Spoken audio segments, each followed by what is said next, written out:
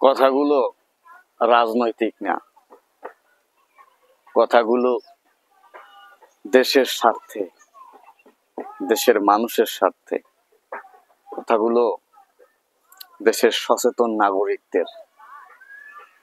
আমি জানি না সাধারণ মানুষ কেন কথা বলে না, আমি জানি না সাধারণ মানুষের মধ্যে যেই মহলটা সচেতন শিক্ষিত তারা কেন জানতে চায় না, তারা কেন ভাবে না, তারা কেন প্রশ্ন করে না।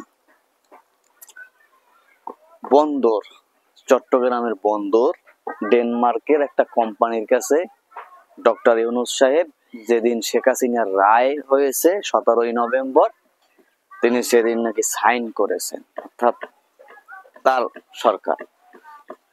এখন বিষয় হলো, আমি মনে করেছিলাম যে মনে হয় অনেক টাকা বাংলাদেশ পাবে, কিন্তু না, জানতে পারলাম 6,000 বা 6,500 এমন টাকা বাংলাদেশে বিনিয়োগ করবে। বিনিময় 30 বছর তারা বন্দর পরিচালনার অপারেটিং এর দায়িত্ব পাবে এবং সেটা পরবর্তীতে আরো 15 বছর বৃদ্ধি করার সম্ভাবনাও রেখেছে। তার মানে 45 অর্ধশত বছর বিনিময়ে যেটা, সেটা বাংলাদেশ এক একটা কন্টিনেন্ট থেকে হয়তো 250 টাকা এরকম পাবে।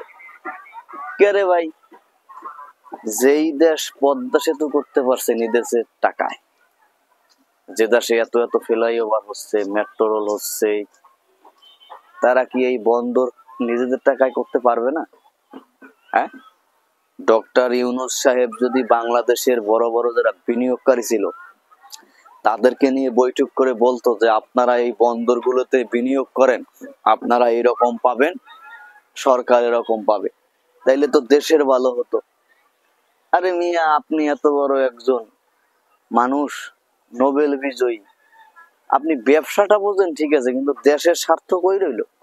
ডেনমার্কের এই কোম্পানি যদি ওইখানে বিনিয়োগ করে অপারেটিং এর দায়িত্ব পায়, তাহলে তারা তো তাদের লোকজন দ্বারা ওইটা পরিচালনা করবে। হ্যাঁ, এখানে জাতির কি স্বার্থ রইল, দেশের কি স্বার্থ রইল? এই সামান্য কিছু টাকা আমরা 30,000 কোটি টাকা দিয়ে যদি পদ্মা সেতু করতে পারি, তাহলে আমরা এখানে 6,500 কেন 10,000 কোটি টাকা বিনিয়োগ করতে পারবো না? আমাদেরই তো লাভ হবে।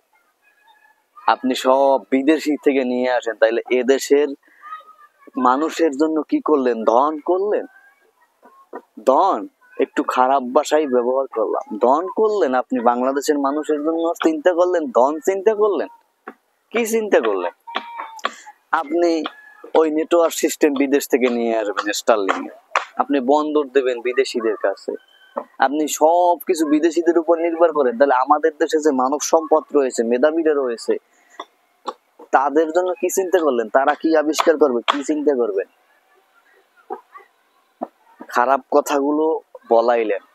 আমার হাতে পাওয়ার থাকলে আমি আপনার ওই চেয়ার থেকে টেনে নামাইতাম, তারপর বুঝাইতাম দেশের মানুষের সাথে ক্ষমতার চেয়ারে বসে উল্টো পাল্টার পরিণাম কি।